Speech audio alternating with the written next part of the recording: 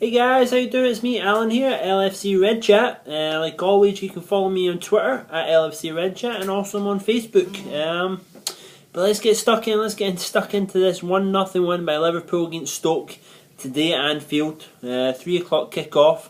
I had to watch it on my laptop. It wasn't on over here live, on the TV on NBC Sports. Is how we get it over here in the US. So that was a little bit different for me.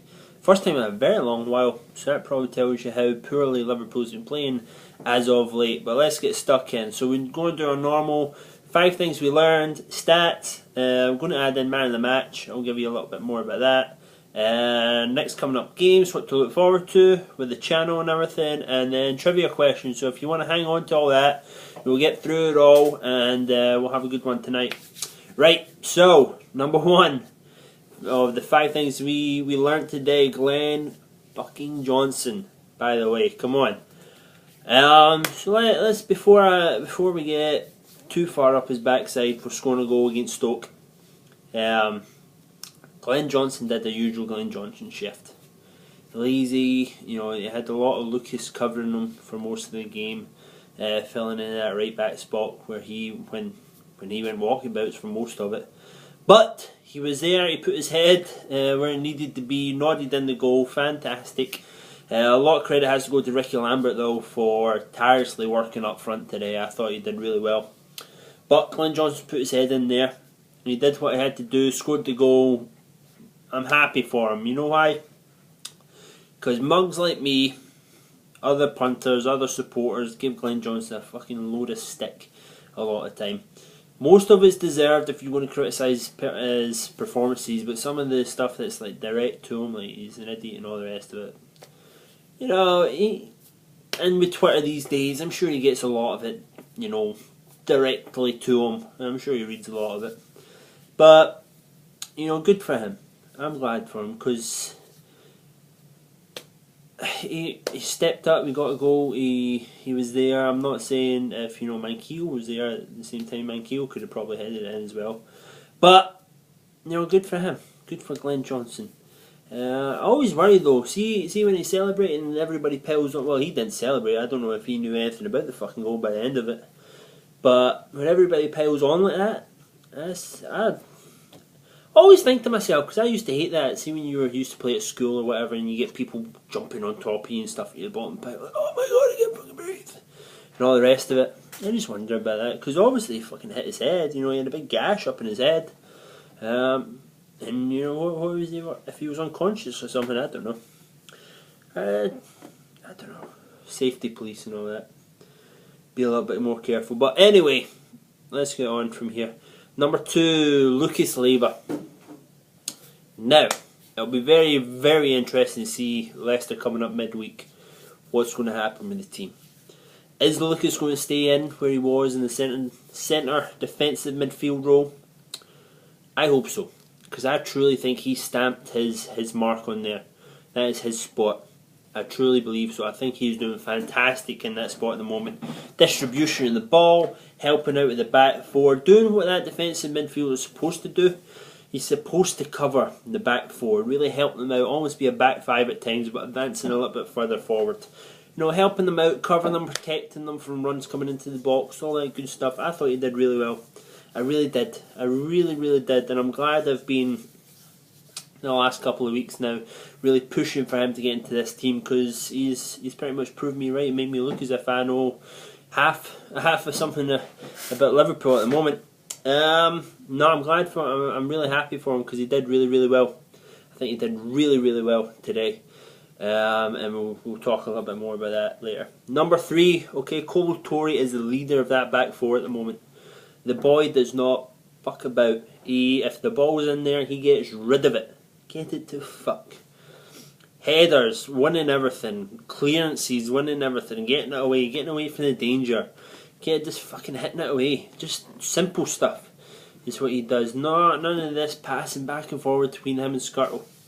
I truly think, just like Lucas, right, it shouldn't be, I wonder who's going to play with Skirtle in the back 4. Is it going to be Lovren? Is it going to be Kolo? Is it going to be Sacco? It should be, who the hell is going to be partnering up with Kolo? at the moment. I know he's a little bit older, right, and he's up there in the years, but he was a fit boy. He's fit. He's still playing Ivory Coast, travelling all over the world, back and forward with them every time they have to go on an international break. He's fit. He looks lively. He looks as if he's enjoying his football. He looks good. I just cannot talk enough about how much I think he just manages that back four. Total leader, and that's what we needed. So yeah, I like to see him. I think Scotland did okay with him. I think they're a solid partnership together. I think they're no nonsense when they are together. When Scott with Lovren, I just think he's trying to figure him out a little bit too much, I think Lovren enjoys passing to Scott a little too much, if you know what I mean, just back and forward. I think Scott will kind of get sucked into that a little bit. So I like Cole, really like Cole. Okay, so number 4. Not all of you might agree with me about this. Fortunately, so far I haven't had anybody really comment down below about this when I've been saying it. But number 4, Sterling's final balls into the box are very poor. Very poor. I think it's a massive part of his game that he's lacking at the moment. And it's just getting a little bit annoying to watch. It just is. He's either hitting the first defender, he's fucking firing it over the back of the players. It's as if he's just hitting it into an area, right? And sometimes that could be good. You hit it into that area, the no man's land between the goalkeeper and just outside the 6-yard box for someone to run onto. That's fine. But he's just hitting and hoping. There's nobody there most of the time. Maybe Lambert or so. But it's almost as if he doesn't know who's there, and he's just hitting and hoping. He's not looking up and seeing where people are, because he's barely connecting with anybody. And you can see with 4 crosses out of 22, that's not All-Star, that's the team, but 4 crosses out of 22, it's not working coming in from the wide areas and crossing in at the moment. It's really hard. It's really ineffective, if you want to say that. And 22 crosses is way up from Ludogorets when we only had 13. Looking at the stats that I have up there, that's way up. But I think it's something he's truly lacking at the moment.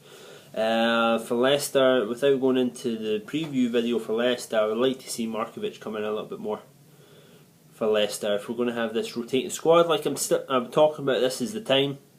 Okay, you had that one squad that went out there and beat Stoke. You are probably going to have, well, not probably, almost, nailed on. Gerrard's going to be in the Leicester game starting. Okay, hopefully with Lucas in some capacity, Gerrard maybe a little bit further forward.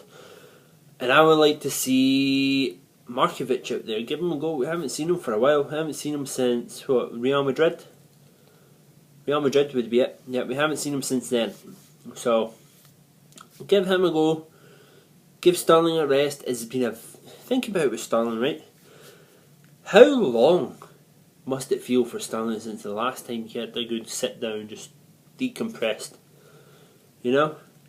He had, the run-in last season. If you want to take it from the start of 2014, the boy hasn't stopped. So I was thinking, the boy has not stopped since the start of the 2013 season, because he had all that. To be fair, he got a lot more introduced. Maybe after New Year. After then, he was really more introduced into the team. So from 2014, so he's played all of 2014 more or less, because he was away at the World Cup, came back straight into Liverpool and all the rest of it, flying out for the pre-season and everything, and he must be tired. And I think that's more than anything what's lacking from his game, is that, I know it was a big joke, telling Roy Hodgson and everything he was tired and all that, but come on, you can only... boy's 19 years old, 20 years old. We can't expect the world from it. There are going to be parts of his game that he needs to improve, and final balls is one of them. A little bit of a rest, I think, would do him a world of good. I just think he would. Okay, so let's get on to number 5. How good does a win feel? Doesn't it feel nice? You don't have to come on here and tell players to fuck off, or they need to do better and all the rest of it. I did criticise Sterling a little bit, but that's because I want him to do better. You know, I know he can do better. I know if he adds this into his game, his repertoire, a good final ball, a good whipped right into there, you know, he could be a world beater. He really could, really could. I don't mean that to fuck about with you guys. He really could. He's got the pace. He can just go past someone. If he adds in, you know, going past someone and whipping in that final ball, the deadly ball, fantastic. He'll be great. So you don't need to criticise anybody. You don't have to say, oh, Rodgers has to do this, Rodgers has to do that. It's almost like he's been listening to the fans. He's just said, you know what, maybe we'll try this. You know, he's not been as stubborn as he has been. Okay. So it's nice. It's nice to have a win. Nice to have a win. It's first time in November, if you can believe that. We're on whatever it is, the 29th today. That's the first win in November.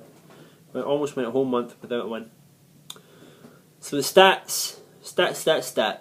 Like I said, 4 out of 22 crosses.